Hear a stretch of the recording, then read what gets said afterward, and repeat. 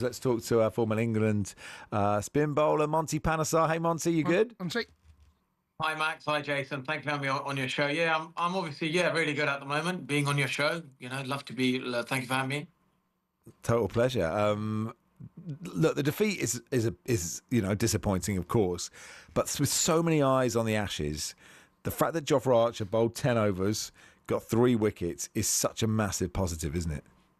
Absolutely. That's a huge positive to have, Jofra Archer bowling really well. And what we saw, with he took 3 wickets for, 23 runs.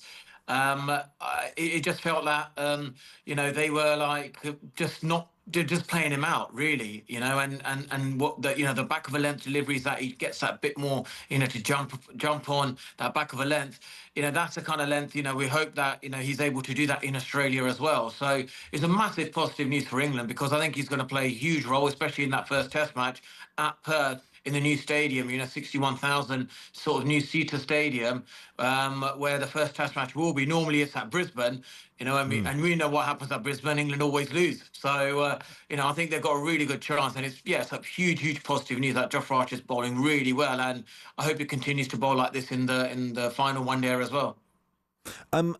How many tests do you think he could play? Or is it a case of England just managing that bowling attack?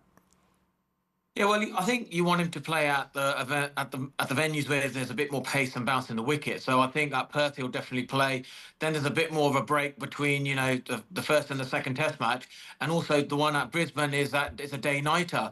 So being a day-night Test match, at Brisbane, where we know the ball there's a bit more pace in the wicket as well. So maybe Jofra could play them first 2 Test matches. And then the Adelaide one is more of a spinner's deck, a bit more slower. That's maybe where you think you give him a break.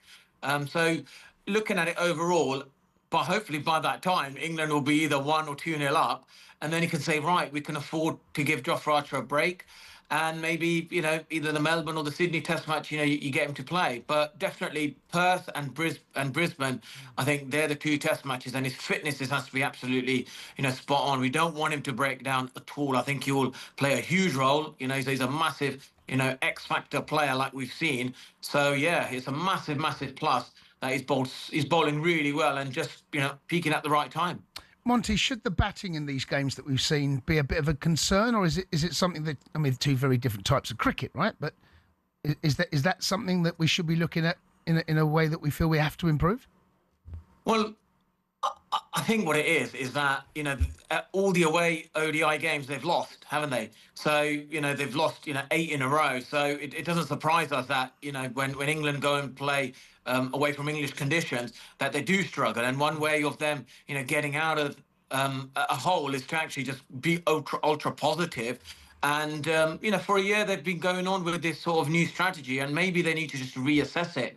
Because if they keep playing like this, then they risk their automatic qualification for the 2027, World Cup in South Africa as well. They're sitting at 8th at the moment, and we don't need, a couple of more series like this in 2026, where they lose a few more, one-day series, especially, the away ones, and suddenly you're looking at actually trying to qualify for the World Cup. So I think they need to just reassess their strategy.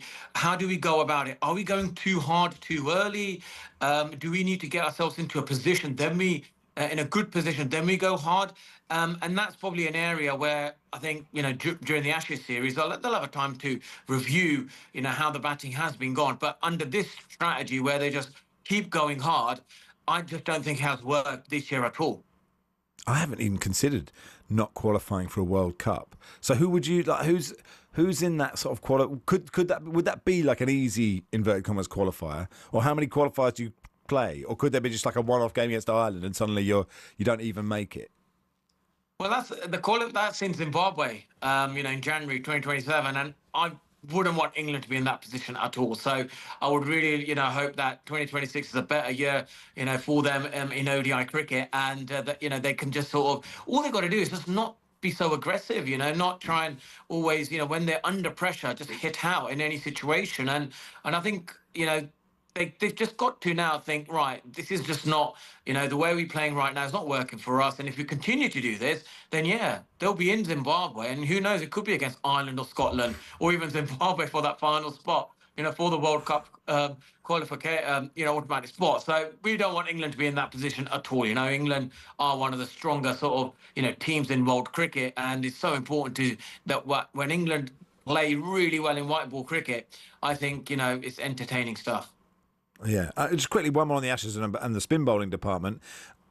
Australia, I think, have an advantage that, they have if Nathan Lyon's fit, isn't he? Then clearly like a world-class spinner. Are you comfortable with who England are taking in the spin department? Well, if you look at it, this, Shoaib Bashir, the reason they've invested a lot of time in him is because of his height, and because what he's able to deliver with his bowling as well. He's sort of Ben Stokes has kind of got the best out of him at international level, and he's responded really well. And the whole investment with Shoaib Bashir pretty much was because when he bowls in Australia, he'll able to get that extra bounce that maybe Nathan Lyon won't able to get. And if you can, get a couple of early wickets, especially first inning wickets, that's going to be the key. If you can get a couple of batsmen out in the top order, which I believe he can do, so he can do that. He's proven that. In England as well, then I think, that's fine. He can go at 6, 7 and over. But if you get Steve Smith out on a regular basis, then I think you've done a good job. That's the main thing. So I think Ben Stokes will probably, will try and get the best out of him. And I think he is a fantastic spinner. And I don't think he'll play in the test match at Perth. Let's be honest. That's going to be a fast, bouncy pitch. I think they will go with 4 seamers there.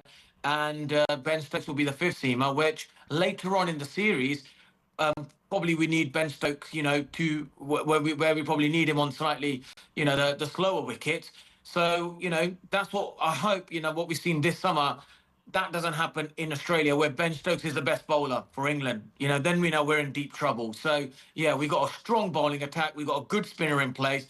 And I think England look really, got a great squad. I think they got a better settled batting lineup than the Australians. Their top order is completely uncertain. So if you look at it, when there's Australia in the past have always had a strong top 6, we don't know who's going to be their opening partner to Usman Khawaja. Number 3, we don't know who that's going to be. And let's say if we get Steve Smith early and suddenly he's facing Jofra Archer and he keeps getting out, that's what we want to see, don't we? So I think England have got a really strong squad going to Australia.